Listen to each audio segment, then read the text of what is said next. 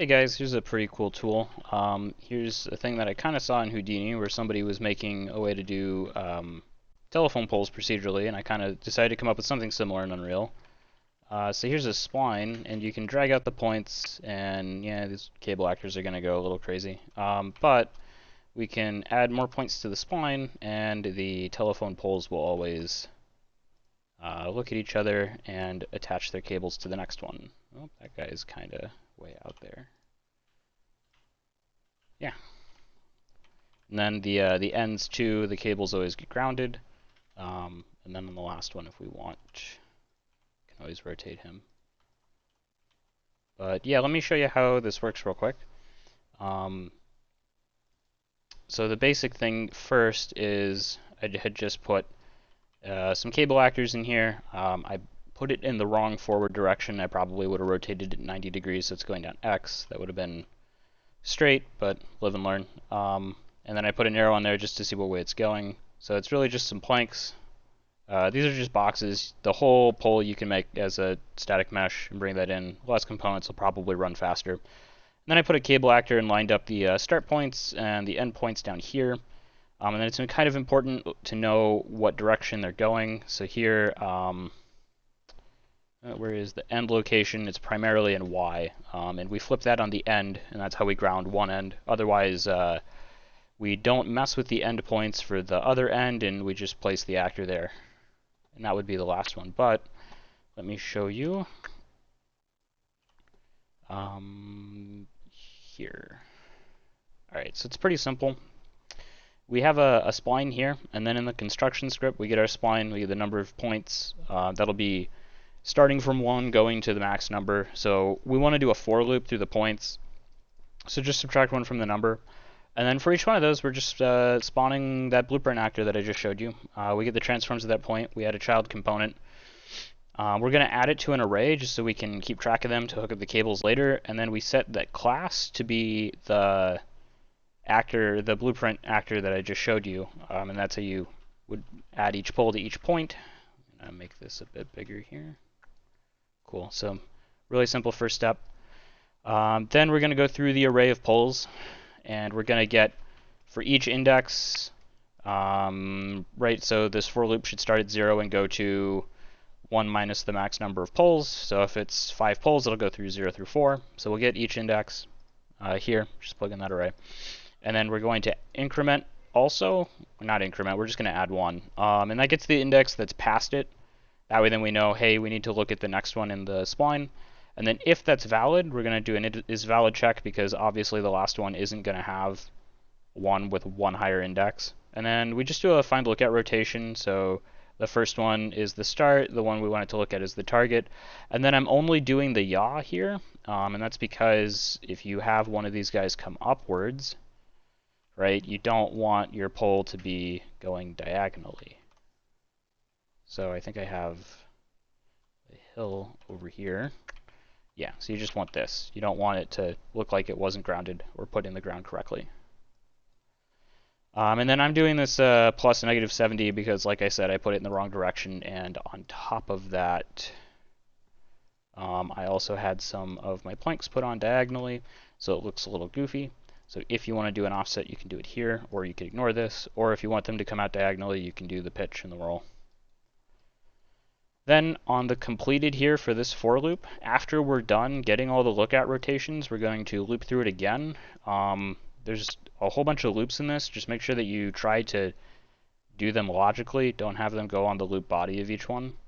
So for each pole, we have 2 arrays, the current cable array and the target cable array. And this is the current cable array is the array of cables of our current pole that we're working with, and the target cable array is of the pole that we're looking at. Basically, when they get spawned in, they're all going to be on the ground at the end point of each cable actor, and we just want to move them to the start point of the cable actor of the pole that we're looking at. So then we also set the current pole from our pole array. That way then we know who to cast to for cable actors. So again, we do the same is valid check where we look to see if there is a higher index here. And then if there is, we set that as the target pole. And that's just so that way then we don't have such a messy graph later.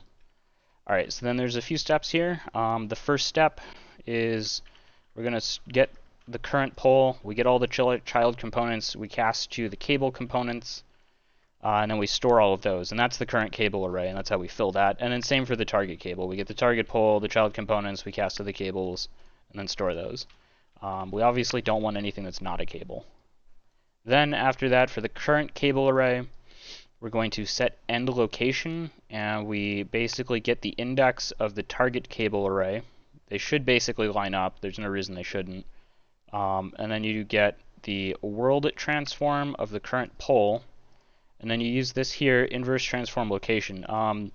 And this will let you get the local space offset that you would need if you feed it the world space of another thing. So here we get the target cable array, right? We're going to go through each index, we're going to get a cable. So we get the world location of that cable. If we know that our parent object, the thing housing our cables, it's transformed, so we can feed it these transforms in the world location where we want the cable to be, it will return a local space vector that we can use to get that. Because if I were to take one of these and set the end location to 0, it's going to go to here, not to world origin. So that's why we need that. We need to be able to get what would be a conversion of the world space location of the start point of the next cable and convert it to the local space coordinates for this actor. So that's very important. All right. Then, again, off of the completed of the previous loop, because we are done with that whole step, we're going to do a couple things, which is for the pole at 0, we're going to get its relative transform. We're going to basically add another component there, another one of these actors. And if I come back to the one that I just laid out, which is here, I guess either of these work, but this first guy, remember when I drug this thing in here, I gotta zoom in to get the gizmo out of the way, just to move this. Alright, so there's already a pole here. So we're gonna spawn another pole. As I said, then invert the cable endpoints so they go the other direction. And then we're going to delete the pole, the non-cable components, so that way then we don't have overlapping geo. So here we just first place that pole at the first location, and then for that start pole, which I just set it here off of this, just so I don't have to drag all the way down like this. But you don't have to do that. So we'll get all the child components, and for each of those we're going to cast to cable components. And then here, this is probably a little packed. I'm going to take the endpoint, set the end location, and we're just going to invert the Y. And if you take your pole and you were to not go, as I said at the beginning, I would have had mine rotated the other way, so it's going down the x-axis. If you did that, you would want to invert x, just whatever axis you choose for the endpoint that you're going off of, for whatever direction you make this component as. That's the one that you would invert, and then the other two get plugged in. And then for each cast failed here, you want to destroy the component, because if it's not a cable component, you have whatever is the, in my case, it's each of the planks and the pole. Ideally, those are just one mesh, also I guess the arrow. But yeah, ideally they're just one mesh, that way then you have as few components as possible. And that's pretty much it.